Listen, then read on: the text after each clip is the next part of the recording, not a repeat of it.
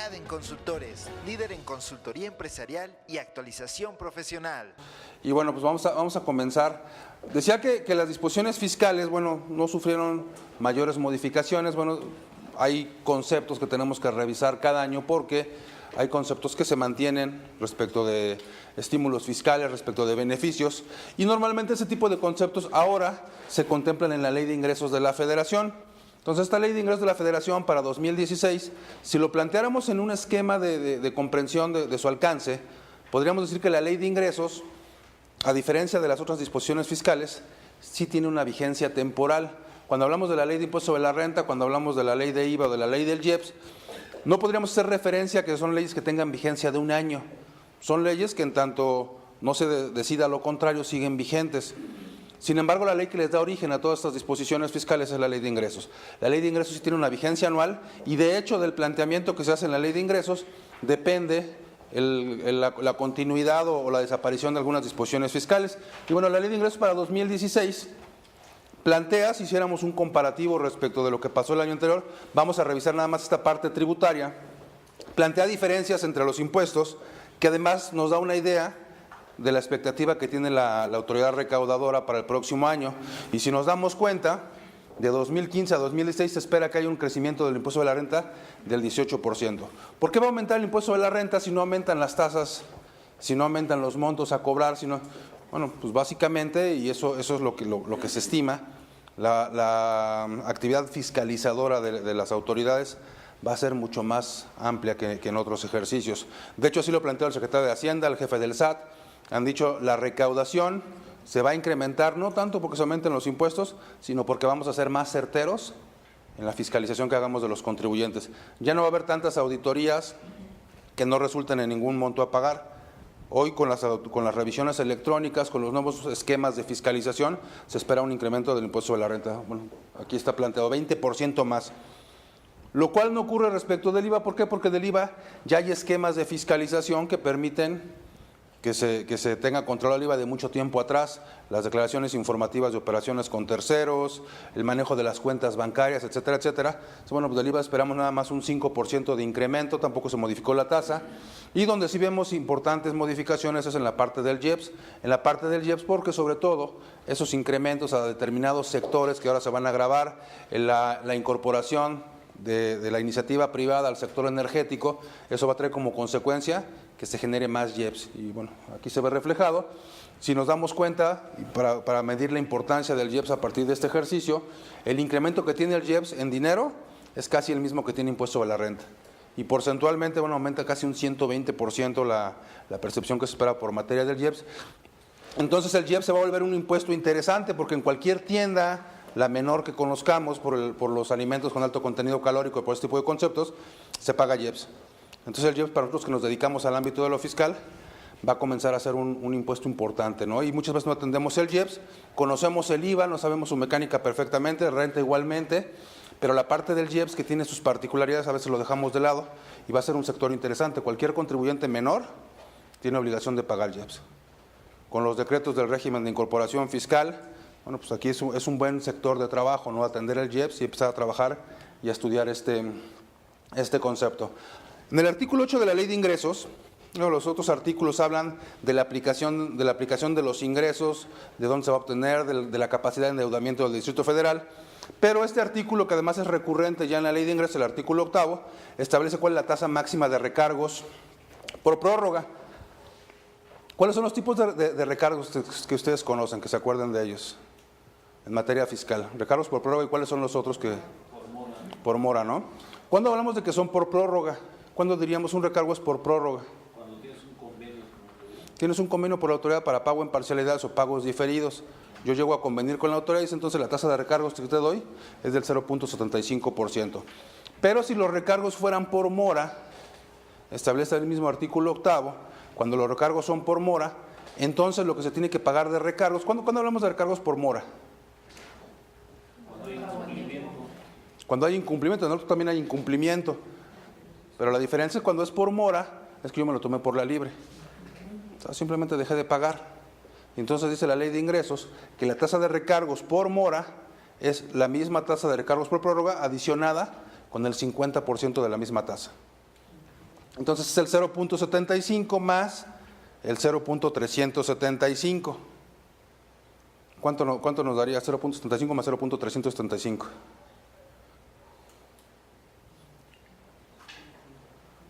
¿Cuánto les daría? ¿Cuánto es la tasa de recargos que pagamos por mora? 1.13, o sea que sumando esto más 0.375 nos da 1.13. ¿Cuánto les da?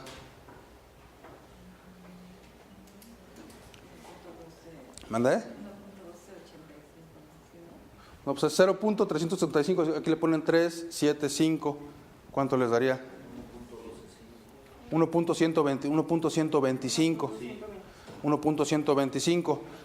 Y entonces dice el artículo 21 del Código Fiscal de la Federación que cuando los datos los tengamos para efectos de la tasa de recargo a milésimos, se aproximará al centésimo inmediato superior, si es de 0.5 para arriba, y se aproxima al centésimo inmediato inferior cuando es de 4 para abajo. En este caso, como es de 0.5, la tasa de recargos por mora que pagamos es de 1.13. ¿Por qué se hace la precisión en el Código Fiscal de la Federación hace un par de años? Porque en muchas ocasiones decía el contribuyente, no tengo la seguridad jurídica de que esa sea la tasa correcta, porque a mí me da 1.125 y la que me estás cobrando es del 1.13. Entonces se tuvo que incorporar al código para que ahora lo tengamos y nos adecuemos al principio de legalidad que establece la Constitución. Entonces 1.13% tasa de recargos por mora. Sin embargo, también dice este artículo 8, si tú celebras un convenio con las autoridades fiscales y este convenio es por periodos inferiores a 12 meses, ¿sabes qué autoridad? Sí te voy a pagar, pero te voy a pagar en plazos menos de 12 meses, entonces la tasa de recargos por prórroga, celebrado el acuerdo, va a ser del 1% mensual. Oye, pero ¿por qué se incrementó? Porque este 1% mensual, para estar evitando cálculos, incluye actualización y recargos. Si el convenio se celebra a un plazo mayor, entre 12 y 24 meses, entonces la tasa de recargos por prórroga, adicionada con la actualización ya, sería de 1.25% mensual. Y si quieres tu plazo superior a los 24 meses, entonces es del 1.5% mensual. ¿Okay? ¿Es caro el financiamiento fiscal? ¿Se les hace caro? O sea, ¿es más caro esto o es más caro el banco? O sea, por ejemplo, pedirle prestado al banco para pagarle al SAT. ¿A quién prefieren deberle, al banco o al SAT? ¿Al SAT? Depende en qué supuesto nos ubiquemos, ¿no? Porque si el adeudo es un esquema de recargos por mora, porque le quedamos a deber, si el SAT ejerciera facultades de comprobación, incluso ahora esas facultades que tienen a través de las revisiones electrónicas, pues va a llegar y si es la actualización y los recargos, pues no hay problema porque es poco. Diríamos el 1.13% más la actualización, con esta inflación disfrazada que tenemos, pues realmente parece que no es tanto, no es un 0.5% al mes. ¿Sí será así la inflación? ¿Así sienten que sea la inflación? Pero bueno, es lo que dice Banco de México, es lo que dice el INEGI, no ya no Banco de México. Es el 0.5 punto porcentual quizá, o mucho menos incluso por mes. Entonces 1.5 que tengamos de intereses, pero si llega la autoridad y me determina, entonces es actualización, recargos y sanciones. Y lo que encuentra además, ¿no? Y lo que encuentra además, siempre encuentra algo además, ¿no? Ese es el problema. Entonces, pues a lo mejor es barato, pero cuando estamos en el esquema de recargos por prórroga, cuando ya hicimos un convenio, cuando estamos pagándole a la autoridad. Pero si ellos detectan, entonces sí puede resultar sumamente oneroso, ¿no? Multas que van del 40%, las multas por incumplimiento del 40% y hasta el 55%. Entonces sí puede ser mucho más caro el concepto. ¿Okay? Sin embargo, contempla el artículo 15 de esta misma ley de ingresos, que hay algunas sanciones, algunas multas, ¿sí? Perdón, las cifras de los incrementos en ingresos, ¿son pesos, millones? Son miles de millones de pesos. Miles de millones. Son millones de pesos, así es. Estas cifras son en millones de pesos. ¿Okay? Bien, les comentaba en el artículo 15, se establece que hay algunas sanciones en materia aduanera cuando los importes sean menores a 3,500 pesos que pueden ser condonadas por las autoridades fiscales. Si el incumplimiento fue anterior al 1 de enero de 2016, es decir, si fueron infracciones que hubiéramos cometido, infracciones formales, por no haber cumplido con algún requisito de carácter formal en materia aduanera, y si el importe de la sanción es inferior a 3.500 UDIs, se puede condonar o se puede cancelar el crédito fiscal correspondiente a esta sanción aduanera, pero es por infracciones que hayamos cometido antes del 31 de diciembre de 2015 y periodos previos. Ahora, en ese mismo ámbito de otorgar facilidades a los contribuyentes para el cumplimiento de sus obligaciones, se otorga el beneficio de disminuir las multas que corresponden al no pago de contribuciones hasta por un 50%, siempre y cuando nos ubiquemos en los siguientes supuestos. Y aquí entonces me dice la ley de ingresos: si tú dejaste de cumplir con alguna obligación fiscal y entonces la autoridad fiscal inicia facultades de comprobación, siempre y cuando antes de que termine el ejercicio de facultades de comprobación tú liquides la contribución omitida más su correspondiente actualización y recargos, entonces la multa a la que te podrías haber hecho acreedor se puede disminuir hasta en un 50%. Antes de que cierren la última acta parcial también tiene que ser otro de los conceptos que tendríamos que considerar. Ahora, si el pago de la contribución omitida lo haces con posterioridad al cierre de la última acta parcial, entonces la condonación a la que te puedes ser beneficiario es del 40% de la contribución omitida, en lugar del 100% que te correspondería de acuerdo a las disposiciones del código, siempre y cuando lo hagas antes de que se haga la determinación correspondiente a este concepto. Sí. Una pregunta, Jaime. Aquí dice que los contribuyentes a los que se les imponga multa, o sea, que quiere decir que a los que están siendo revisados por la autoridad. Así es. ¿Qué pasa cuando no tienes, por ejemplo, una declaración informativa no presentada y la presentas de manera espontánea? Bueno, ahí no te has acreedor a ninguna sanción.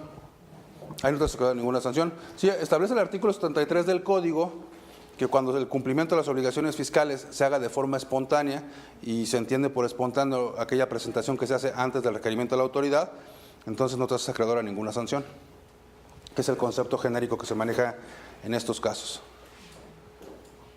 ¿Y en qué momento se considera que es espontánea el cumplimiento?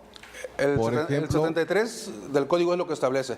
Cuando tú cumples sin que medie requerimiento de autoridad, el cumplimiento se considera espontáneo, sin que medie requerimiento. Si cumplo 3 horas antes de que me llegue el requerimiento. Sí, o sea, si esa circunstancia se pudiera acreditar, sí es espontáneo el cumplimiento, ¿no? Antes de que medie requerimiento de la autoridad. Ok, gracias. Así es.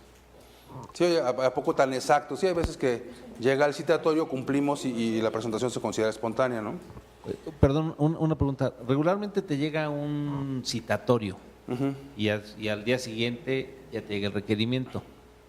¿Es espontáneo si ya en el citatorio dices, si vienen por esto y lo presentas? Si supieras cuál es el concepto que te van a requerir, sí. Se considera espontáneo el concepto y no te haces acreedor a ninguna sanción. ¿Okay? Que por ejemplo, habría que distinguir aquí esta espontaneidad, porque ahora además de contadores estamos inmersos en otro tipo de conceptos de orden legal, porque por ejemplo también nos toca ver la parte de lavado de dinero en algunas empresas, ¿no? Y si por ejemplo nos dedicamos a la construcción, o estamos en el sector inmobiliario, en la venta de autos, de joyas, de relojes, o de cualquiera de esos conceptos que en el artículo 17 de la Ley Federal para la Prevención e Identificación de Operaciones con Recursos de Procedencia Ilícita se consideran como vulnerables, tenemos que presentar declaraciones, incluso cuando no llevamos a cabo actividades. Si ya estamos dados de alta en el padrón de actividades vulnerables, tendríamos que estar presentando las declaraciones.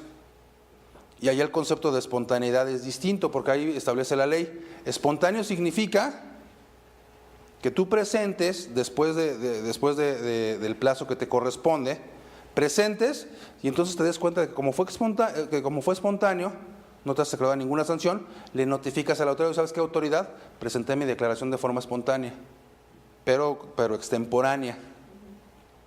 Y por única ocasión no se te impone ninguna sanción. Pero si en una segunda ocasión vuelves a recurrir en la omisión, entonces, aunque no medie requerimiento de autoridad, ya no se considera espontánea, las siguientes sí son objeto de sanción. Es una diferencia importante. Hoy que estamos inmersos también en ese ámbito de de operaciones presumiblemente con recursos de procedencia ilícita. ¿Okay? Bien, ahora respecto de estímulos fiscales, se han establecido en diversas ocasiones en la ley de ingresos estímulos fiscales para determinadas actividades, sobre todo para el sector primario. Oye, tú te dedicas a la agricultura, entonces necesitas un tractor, necesitas determinados implementos agrícolas que requieren el uso de diésel. Los tractores, todo este tipo de conceptos requieren diésel, y entonces te vas a ver beneficiado con un acreditamiento respecto del IEPS que pagues en ese tipo de implementos agrícolas. O algunas actividades de transporte también se ven beneficiadas porque decía la ley de ingresos, porque vas a poder acreditar el IEPS que pagaste en la adquisición de ese diésel contra el impuesto sobre la renta que te corresponda pagar. Sí, Isaac. Gloria pregunta, en el caso de pago provisional de ISR, si no se realizó un pago, ¿se puede pagar solo la actualización y el recargo? Es que esa más que disposición legal es práctica, ¿no? Aquí yo me imagino que la pregunta está enfocada a lo siguiente. Resulta que yo no hice pagos provisionales en el ejercicio y entonces cuando llega la declaración anual me resulta un impuesto a cargo. Dice, pues para ser prácticos, el pago provisional contra el impuesto que me corresponde pagar, pues me da una pequeña diferencia. Pago en la anual. Sí, y entonces los pagos provisionales, porque esa es una práctica más que una disposición legal, consiste en que llega el auditor y hoy te estoy revisando, oye, no hiciste pagos provisionales, no, pero pagué el impuesto anual. Pues sí, pues la mecánica indica que tendrías que haber hecho pagos provisionales y después eso acreditarlos contra el impuesto anual que te corresponde. Y en la práctica se estila a veces, ahora sí que es al gusto de los auditores, que te digan, bueno, está bien, entonces nada más págame actualización y recargos en los pagos provisionales y consideramos como si el pago provisional hubiera existido, nada más págame ese, porque si no la mecánica va a ser, paga los provisionales con actualización y recargos, acredítalos contra el anual, y te va a quedar un pago de lo indebido, se entonces solicita la devolución o compensa o lo. Entonces la práctica a veces suele ser así, pero no es que sea una disposición legal, sino que es una práctica a veces que acuerdan entre auditores y contribuyentes, pero no porque exista la disposición en términos reales, ¿no? No es la mecánica pues para hacerlo. Si no, no existirían los pagos provisionales. Si te dijeran, oye, pues no, mejor llévatela así hasta que se acabe el año y como tú quieras, si quieres hacer pagos provisionales, que finalmente la idea y el origen de los pagos provisionales es que el Estado no puede esperar hasta que termine el año para recaudar un impuesto anual. Entonces hazme pagos provisionales a cuenta del impuesto. ¿Sí? Si no, pues todos preferíamos, oye, pues mejor te pago nada más los recargos y el anual nos ajustamos, ¿no? Entonces esa es la idea del concepto. Bien, entonces decíamos, estos estímulos diésel se han visto limitados tradicionalmente por una circunstancia fundamental. Resulta que yo tengo un derecho a un crédito fiscal en donde si yo pago diésel en esta actividad primaria, tengo derecho de acreditar ese diésel contra el impuesto de la renta que me corresponde pagar. Pues está bien interesante. Pero entonces resulta que yo llego a una gasolinera donde me surten el diésel y entonces le digo al de la gasolinera, oye, por favor dame un comprobante fiscal en donde me desgloses el IVA y también me desgloses el IEPS. ¿Y qué te va a decir el de la gasolinera? No, hay una modificación ahora al artículo 29A en materia de comprobantes fiscales, en donde dice que bueno, ya estarán obligados, siempre y cuando yo acredite que efectivamente soy contribuyente del IEPS, a que me hagan el desglose correspondiente. Pero antes de esta disposición, que es para este año, yo llego a la gasolinera y digo, oye, es que quiero aplicar mi estímulo. Pues sí, pues a ver cómo le haces, ¿no? Porque aunque había un factor, hay de dudosa y difícil aplicación, finalmente y en la realidad práctica, el estímulo no se puede aplicar. Aún ahora seguirán existiendo pues, ciertos problemas para la generación del estímulo, pero bueno, ya se ha tratado de establecer los parámetros para que se pueda alcanzar. Bueno, existe este tipo de beneficios. Para aquellas empresas que se dedican al transporte terrestre público, bueno, personas físicas o personas morales, se permite un acreditamiento del 50% de los gastos que se hagan en la red nacional del sistema carretero contra el impuesto de la renta que nos corresponda pagar. O sea, finalmente, bueno, son de los sectores que siempre están beneficiados, el sector de autotransporte. Si te corresponde pagar cuotas de peaje en las carreteras, el estímulo es interesante porque ese estímulo que tú podrías aplicar aquí en este concepto es, yo hago gasto y el gasto lo convierto en un impuesto y acredito el 50% de estos gastos de peaje. O sea, con la idea de promover que los transportistas ocupen o hagan uso de todo el sistema de infraestructura carretera. ¿Sí me explico en el estímulo? O sea, aparte de ser una deducción, No, no sería deducción. o sea, No tendría carácter de deducción. Tú pagas tus cuotas de peaje y entonces dices 50% lo deduzco, 50% lo acredito contra el impuesto de la renta. entonces no sería como una deducción, sino sería como un La parte impuesto acreditable. La parte que tú acreditas no sería deducción. Sería 50% de deducción y 50% de acreditamiento. Así es. Gracias. Así es. Ok. Retomando el tema, sería enlazado mediante una tarjeta de crédito. Esto no tiene que ser Así es. solamente en efectivo. Así es. Ok, gracias. Sí, aquí tendríamos que reunir los requisitos de deducción que establece para el caso específico la ley de renta, ¿no? Tendría que pagar con una tarjeta, con un medio bancarizado, vinculado al concepto. ¿Cuál es la contra que tenemos en este concepto? Pues efectivamente yo me puedo acreditar el 50% contra el impuesto de la renta que me corresponda pagar. Sin embargo, dice la misma ley de ingresos, pero ese 50% que tú vas a aplicar, lo tienes que considerar como un ingreso acumulable. Sí, bueno, yo quisiera que me lo dejaran hacer a mí, ¿no? O sea, tú pagas carreteras y no deduces. Aquí habría que entender entonces la diferencia fundamental que tiene una deducción y un acreditamiento. La deducción que disminuye la base y el acreditamiento, el impuesto. ¿Y qué preferimos disminuir, la base o el impuesto? El impuesto. Entonces me permiten que acredite, a cambio, a considerarlo como un ingreso acumulable. Que además, toda esta clase de estímulos tienen esa característica y esa consideración. Te voy a dar un beneficio, ¿lo quieres? Sí. ¿Qué te va a costar? Que tengas que acumular. Oye, y cuando no me dice, por ejemplo, aquí no me dice si acumulo o no acumulo. O sea, si la disposición no me dice, oye, tienes derecho a este estímulo. ¿Acumulo o no acumulo?